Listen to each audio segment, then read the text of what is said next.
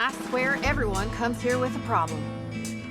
I don't mean you, of course. I could use some more folks like you who actually want to help. I'm sorry, that sounds very uncharitable, I know.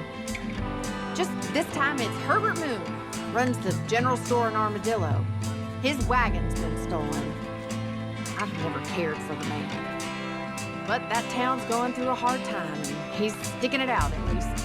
Not only do people now have motor cars, Bob. No, only angels can fly, Jenny. Hey, they are the...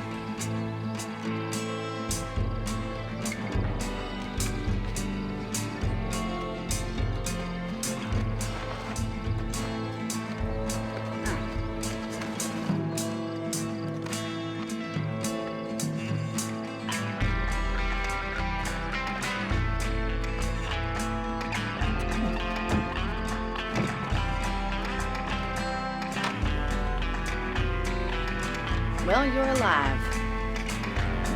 So it would seem. So, how do you feel? I don't know the polite... Did you want to die? I mean, was that it? Was that why you went straight out to Fort Mercer and picked a fight with the worst bandit in the county? To die, Mr. Mr. Marston. John Marston. Bonnie MacFarlane. Miss Bonnie MacFarlane. Well, you may be right, Miss MacFarlane. I don't know. Huh. So what were you doing? Just trying to give Mr. Williamson a chance. For old time's sake. You know Bill Williamson? Knew him. Long time ago. Well, what was he like? Dumb. Just like you. Thank you, miss. See my hat? I have. And, what will you do now? Now I'm gonna take my time and go after him the less kind way. Well, that sounds very fun, Mr. Marston. Quite heroic, just like in those penny dreadfuls my brother used to read. Meanwhile, if you'll excuse me, I've got a ranch to run. Of course, if you're feeling better, why not take a ride with me later and help me patrol the perimeter? You can earn back some of that money we wasted on doctor's bills. Of course. And thank you for saving my life, I mean. Next time, Mr. Marston, I strongly recommend you don't try to lose it quite so earnestly. That's the barn over there. Paul built it himself when I was just a little girl. How about a cold drink, Mr. Marston? Thank you, ma'am. Getting shot, then riding a horse seems to take it out of you. I could use a rest. Sure. Come on in. I'll show you the house, and then you can sit for a while. Thank you. Miss MacFarlane. Remember me telling you about the trouble we've been having with rustlers and other undesirables? I do? Will you help me keep watch on the property line this evening? Sure. I want to see just who is trespassing on our land. This is a fine weapon. Come, let's head out. The country is really beautiful at around this time. Thank you, Mr. Marston. I feel a lot happier someone's along with me. I feel a lot happier now I got a rifle. Well, with your trigger itch and my feminine intuition, we should make quite a team. I understand that a city dweller such as yourself likes to have some exotic secrets, so us country folk are impressed. I'm no city man, miss. Yeah, but I saw you get on the train at Blackwater. You with those gentlemen in bowler hats? I'm still no city man. But I'll bet you can't ride, Mr. Marston. I hate to take money from a lady, miss. Oh, you won't be. I'll race you right now. If it makes you happy. We'll see.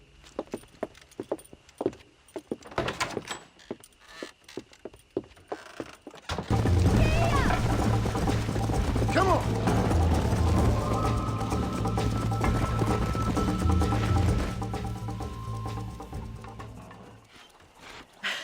That was fun. Sure. Ah, Mr. Marston, how are you? Good, Miss MacFarlane. How are you? I'm well. Would you mind riding with me to Armadillo? I've got to get some supplies and I could do with the company. Of course. You can take the reins. It wouldn't do for a terrifying bounty hunter such as yourself to be seen driven around by a woman. Well, that's a relief. Perhaps there's hope for you yet. I wouldn't bet on it. Oh, there's always hope, Mr. Marston. You can't be a rancher in this if you don't believe that. An admirable attitude, miss. I suppose so. I can't think of any other way to stay sane, to be frank. Well, thanks for driving me. It was nice to be able to enjoy the view for once, and a little company never hurts now and again. You're more than welcome, miss. Least I can do. Thank you for the medicine. Why don't you have a look around Armadillo? You can always take the stagecoach back to the ranch later. I might just do that. Travel safely, miss. Try not to get yourself shot. I won't be around to save you this time. Oh, call me Bonnie, you fool. Call me Bonnie. Oh, even now, after all his labors, my father's debts are still terrible. I worry every day about us losing the ranch. It would kill him. Did you meet my father? John Marston, this is my father, Drew MacFarlane. Pleasure to meet you, Mr. Marston. Please. So, my daughter informs me that you're here on some secret mission to remove some undesirables from the county. Something like that. I'm grateful for the hospitality, sir. Well, you know, we've lived here for 30 years now. Came here from the east. The land had never been settled. For 10 years, we fought the Indians. Tough men. Then we had outlaws, we had drought, we had smallpox, terrible winters, cholera. I buried more of my children than I raised. Sorry to hear that, sir. I've seen strong men wither and die under that unforgiving sun. That whole herds of cattle take sick and die. But I've never once doubted my life here. No, sir. When I hear about this so-called federal government sending out agents to covertly murder and control people, then I start to worry. I mean, yeah, all right, Williamson is a menace, and men like him are the plague. But isn't a government agent a worse menace? And all that symbolizes, I mean. You may be right, sir. You're a brave man. You're always gonna be welcome here. If you tell your friends out east that we don't want to live like that out here, sneaking around, spying, secret missions. It's preposterous. Trust me, sir. I agree with you. Good. Good. Well, we won't insult you any further. Come on, Bonnie, we got things to do. Mr. Marston, do you want to join us? It's Daddy's favorite pastime.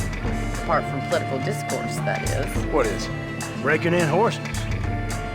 Come on. I hear you're a pretty decent rider. Good city dweller, that is.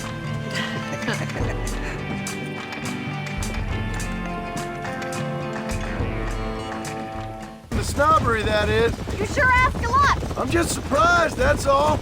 You must have been quite a catch. The fact that you're talking in the past says it all. No, that's not what I mean. You must have had some suitors, that's all I'm saying.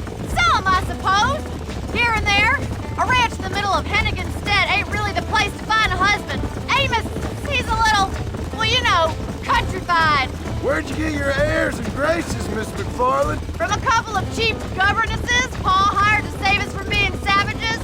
I'd like to talk about more than just cattle and chickens sometimes, that's all. And after my brother left, it was up to me to become the man of the ranch.